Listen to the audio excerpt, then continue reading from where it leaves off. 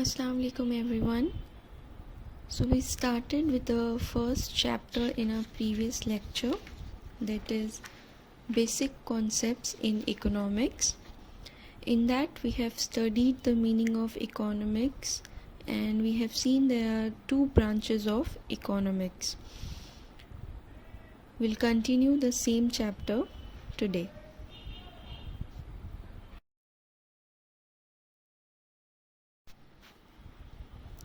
As studied in the previous lecture, in 1933, Sir Ragnar Frisch coined the terms microeconomics and macroeconomics. These terms are derived from the Greek word mikros, which means small, and macros, which means large, respectively. So we have seen the first branch of economics in the previous lecture, that is macroeconomics. Today we'll study another branch of economics, the second branch of economics, which is microeconomics. Micro means small. Microeconomics thus deals with the behavior of the individual variables such as a single household, worker, firm, industry, and so on. It is opposite of macroeconomics. In macroeconomics, we study all the economic variables at a large scale, in its totality, in aggregate. But in microeconomics, we'll study the economic variables individually. We'll divide the economy into small different parts and study each part in detail. This study will be considered as the study of microeconomics. Kenneth Boulding has given the definition of microeconomics as: microeconomics is the study of particular firm, particular household, individual prices, wages, income, individual industries, particular commodities. As it is clear from the definition, microeconomics is the study of individual economic variable. It is the study of small parts of economy.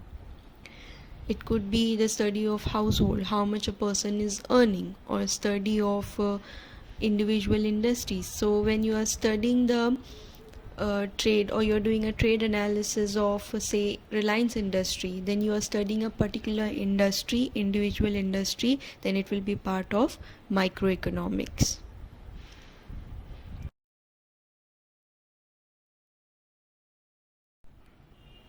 Now we'll study the basic concepts of economics. What all concepts are important in microeconomics?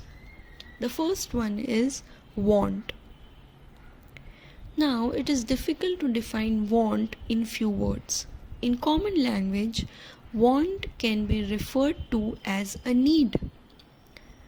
In economics, however, want denotes a feeling of lack of satisfaction. This feeling enables the individual to satisfy his want. Now, human wants have grown in number for two basic reasons: desire for better living due to inventions and innovations, and also because of rise in population. Now there are different characteristics of want. There are different ways in which you can define wants. Wants are unlimited. Wants not only arise again and again, but they are also unending. If one want gets satisfied, another arises. Wants go on multiplying in number. We can take the example of stationery. It may happen that you require a pen today, but this want will not end here. Once you have satisfied the want of buying a pen, another day you may require, say, a refill, or another pen, or a pencil. So the want keeps on multiplying in number. Another feature of want is wants are recurring in nature. Several human wants occur again and again, while some might be only occasional. Here we can take the example of water. A human being wants water to satisfy his or her thirst, and this want or this utility arises again and again. It is recurring in nature. Wants differ with age. Wants and their satisfaction differ as per the chronological age. For example, the want of a child may be different than from an adult. For example, the child may want a chocolate, but an adult may want a car. So the wants differ according to age. Wants differ with gender. Men and women want different goods according to their needs. It's very simple. For example, a woman may want a cosmetic product, whereas a man may demand, say, a shaving cream. The wants are different depending on the gender. Wants differ due to preferences. Preferences means likes, dislikes, choice. Individual habits, taste and preferences matter a lot while deciding the wants of the people. Your want, your demand depends on your preferences or choices. Wants differ with seasons. Wants keeps on changing with season. For example, a woolen clothes is wanted in winter season, whereas an umbrella is required in rainy season. So wants differ according to the season. Wants differ due to culture. Differences in culture influence the wants that are related to food, dressing styles, and so on. For example, festivals. In festival like Diwali, people often want or demand firecrackers. So the wants differ according to culture and according to the traditions as well. So these are the features of or characteristics of wants.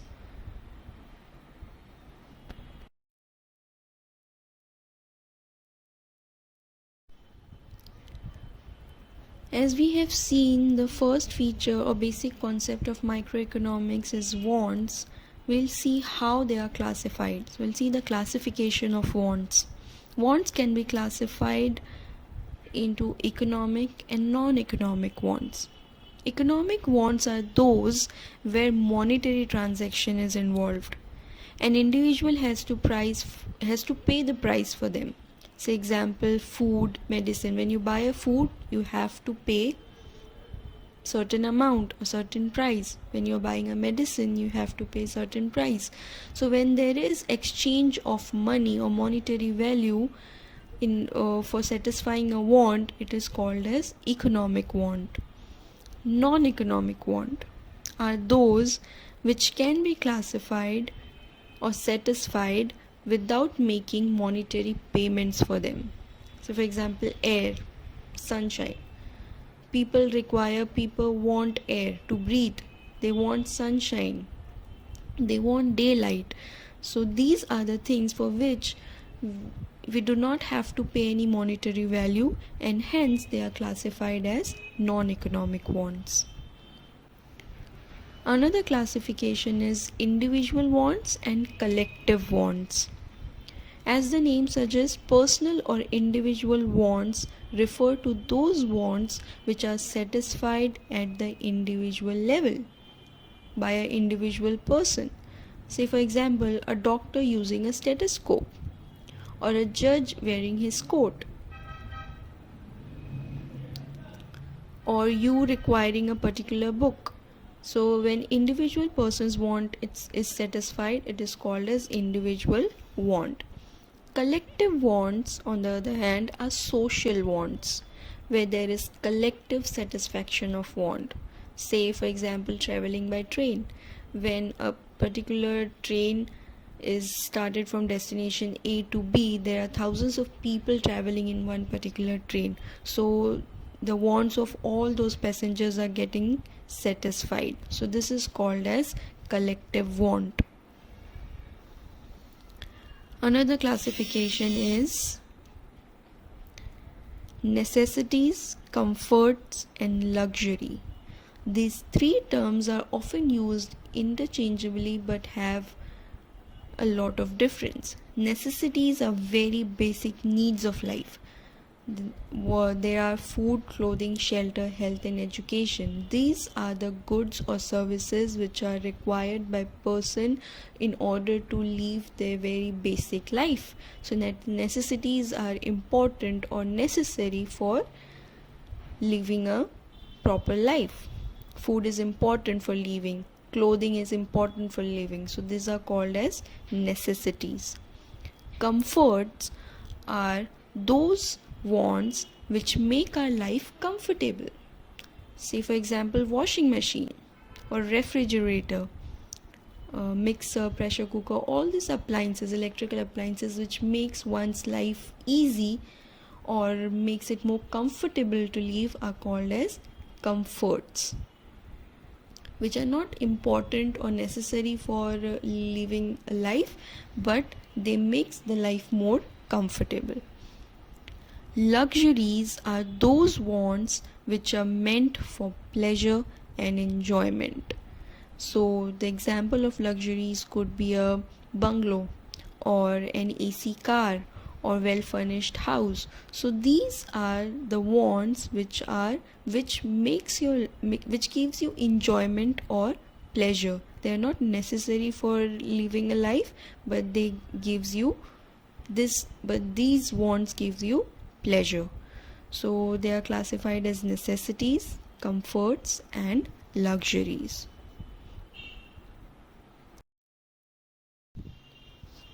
The first basic concept of microeconomics was wants. Because microeconomics is all about the study of individual economic variable, what does an individual want or how does an individual satisfy his or her wants. It is one of the basic concept in microeconomics. Another basic concept in microeconomics is goods and services. These are popular terms of economics. Anything that satisfies human wants is termed as good. It has material existence. Say for example, chalk used by a teacher. The chalk used for writing on the blackboard is a good for a teacher. A stethoscope is good for doctor. So the commodities which help an individual to satisfy his or her want will be termed as good. It has a physical material existence. It is not intangible or it is not invisible. It has a very much physical and material existence. We can take n number of examples. The soft drink, the confectionaries, the chocolates you have for eating, those all are considered as goods.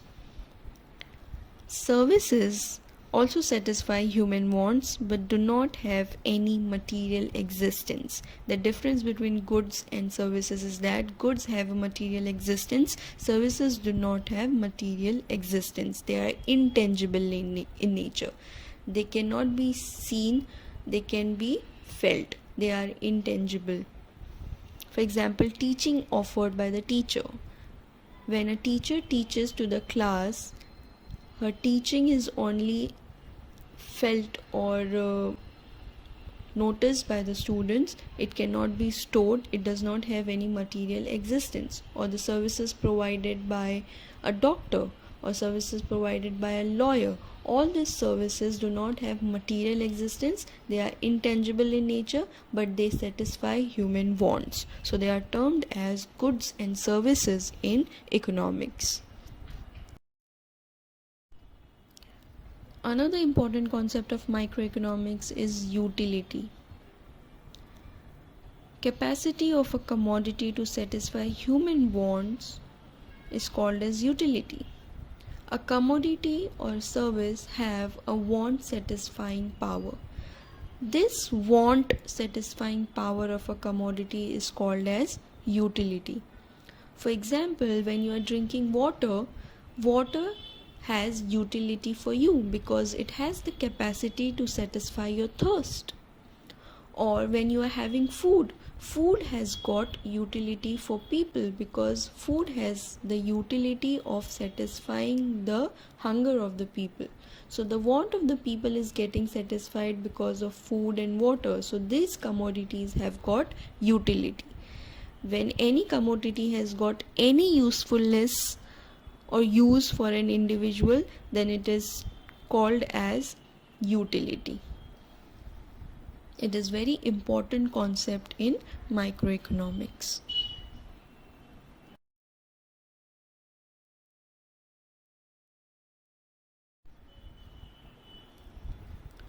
Value. Value has two approaches in economics. That is value in use and value in exchange. What is value in use? It refers to the worth of a commodity. In simple words, it is usefulness of a commodity. How much a commodity is useful for an individual will be called as value in use. How much useful it is. Say for example, no one has to pay price for sunshine, but its immense worth for life can never be doubted. Sunshine has a high value in use. It is an example of free good. Sunshine is a good, it satisfies the human wants, it is used for creating solar energy, it is used for various skin treatment.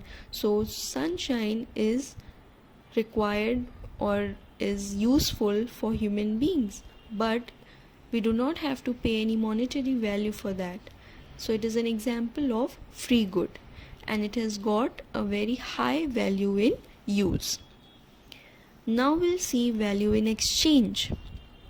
It refers to the worth of a commodity or a service expressed in terms of another commodity. When this value is expressed in terms of money, it is called price of a commodity.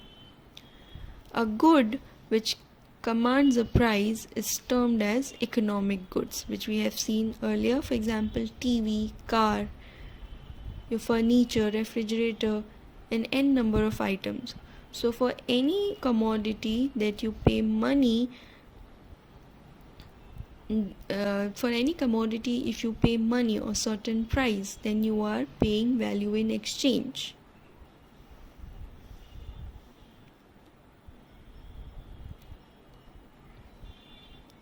Now we'll compare this both value in use and value in exchange, and we'll see what is paradox of value. Some commodities have high value in use but low exchange value. Example, water. Water is very useful for human being, but the price we pay for water is very low or negligible. Whereas some commodities have low value in use but high exchange value due to its scarcity. Example, diamond. For diamond we have to pay a very huge amount, so the value in exchange is very high. But the value in use of diamond is low because diamonds are not very useful. They are used merely for merely in jewelries or in certain luxurious items in order to give pleasure, enjoyment. It is not very useful in day-to-day life. So diamond have high value in exchange but low value in use. So this is called as paradox of value. As you know, the meaning of paradox in English, in figure of speech we have studied, paradox means the opposite is true. This confusion or this imbalance between the value in exchange and value in use is called as paradox of value. That is, opposite is true. For diamond, value in exchange is high, value in use is low, whereas for water the value in exchange is low, but the value in use is high. This imbalance or this opposite nature of the value is called as paradox of values.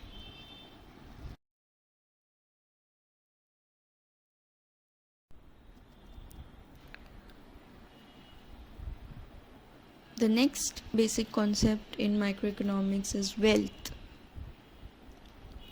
Wealth refers to anything which has market value and can be exchanged for money. Now, in order to be regarded as wealth in economics, a commodity must possess the following characteristics. That is, a commodity, first one is utility. A commodity must have the capacity to satisfy human wants. Example, furniture, refrigerator. Furniture is used in home and refrigerators is used for keeping your foods and waters and other items. So both these items have got utility, and they will be considered as wealth. Scarcity. A commodity must be scarce in supply in relation to its demand. If it is so, then it is termed as wealth. Example, all economic goods for which price is paid. So we have seen the example of refrigerator and furniture. For that you have to pay a certain amount of money. So those are economic goods and hence will be termed as wealth. Transferability. A commodity should be transferable from one person to another person as well as from one place to another place. If the good is material or tangible, then only it is possible to transfer it from place to place. Say for example, vehicle, jewelry. So another feature of wealth is that it should be transferable from one person to another, from one place to another. Externality. A good can be transferred only if it is external to human body. Say example, bag, chair, or any commodity. You can take the example of furniture, refrigerator. You can take the example of your car or motorbikes or any physical material item that you possess will be considered as wealth. The meaning here of this point is that your organs, say your eyes, will not be considered as wealth because it does not have the feature of externality. That is, it cannot be separated from the human body. So it will not be considered as wealth. So for a commodity to be considered as wealth, it should have utility, scarcity, transferability and externality. If these 3 points is possessed by any commodity, then it will be considered as wealth in economics, and it is an important concept in microeconomics.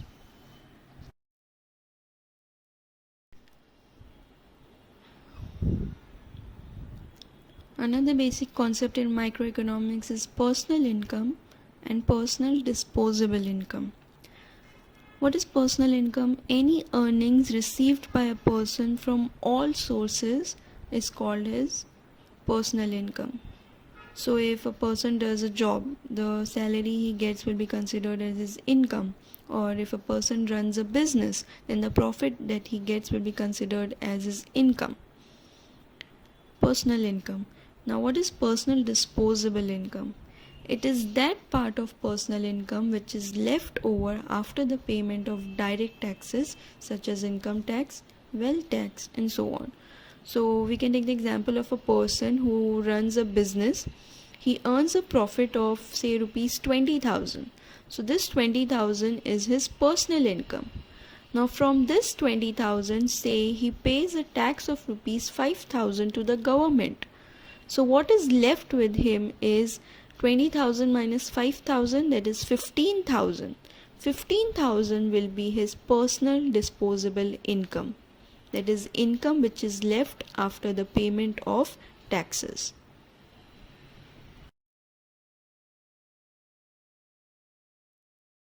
Economic activity.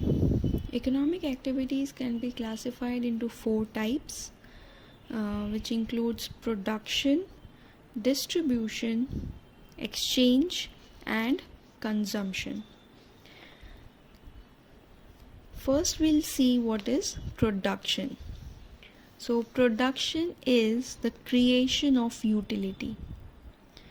If any commodity or service is being manufactured or produced in order to satisfy any want, it will be considered as production. There are 4 factors of production, that is land, labor, capital, and entrepreneur. What is land in economics? Land in economics is a wide term. It is natural factor of production. Any natural resource that is available on, above, and below the surface of the earth is called as land. Say for example minerals. Minerals which are found below the surface of the earth will be considered as land, or soil or water on the surface of the earth will be considered as land, or air, sunshine, wind which are above the surface of the earth will also be termed as land in economics. It is one of the factors of production because it helps in the activity of production. Land earns rent in productive activity. So when you have a piece of land, or a piece of land is being given to somebody for carrying out the production process, what you fetch is called as rent. So land fetches or earns rent. So that is economic activity. Now what is labor? Labor is a human factor of production. Any physical or mental effort undergone during the process of production to earn the reward of wages is called as labor. We can take the example of carpenter, accountants, engineer, or any factory manager working in a factory. They all earn wages for the efforts they put in the production process. So they are human factor of production. Next is capital. Capital is a produced means for further production. It is a man-made factor of production which earns the reward in the form of interest. So capital can be in the form of machinery, technology, building, or in the form of hardcore money. So if a person invests in particular business, he is investing capital, and in return of that capital, that person can earn interest.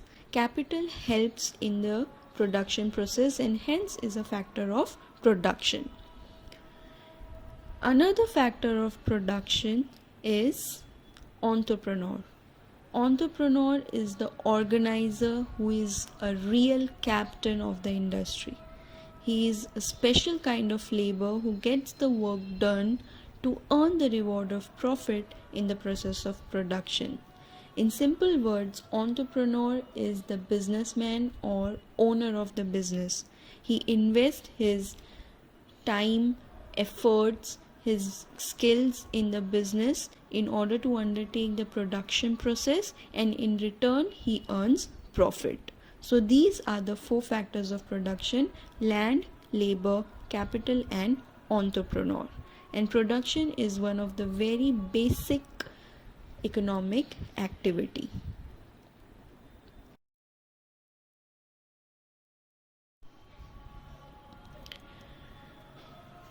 Another economic activity after production is distribution. Once the goods and services have been produced, the next step is distribution. It is the division of factor rewards among different segments of the society. Now, factor of production claim the rewards of rent, wages, interest, and profit through the process of distribution.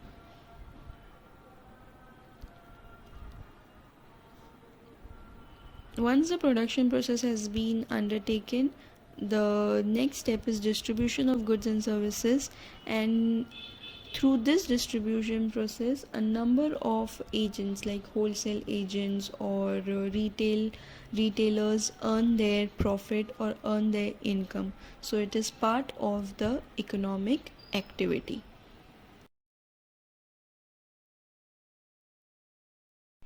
Exchange. It is give and take between various units in the economy. Exchange refers to sale and purchase of goods and services. In economics, exchange is necessarily a monetary transaction. So when you are buying a refrigerator from the electrical appliances store, then you are undertaking the process of exchange, that is, you are buying a particular commodity. So it is part of the overall economic activity. So any transaction where you exchange money for goods and services will be termed as exchange or economic activity.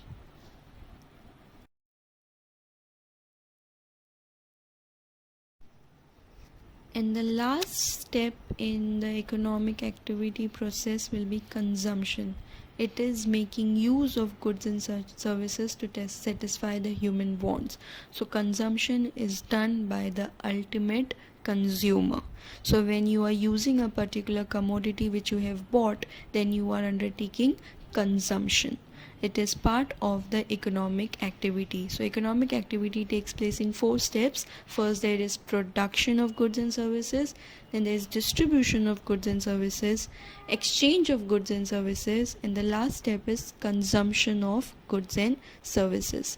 This 4 steps forms an economic activity, and an economic activity is very important as far as microeconomics is concerned.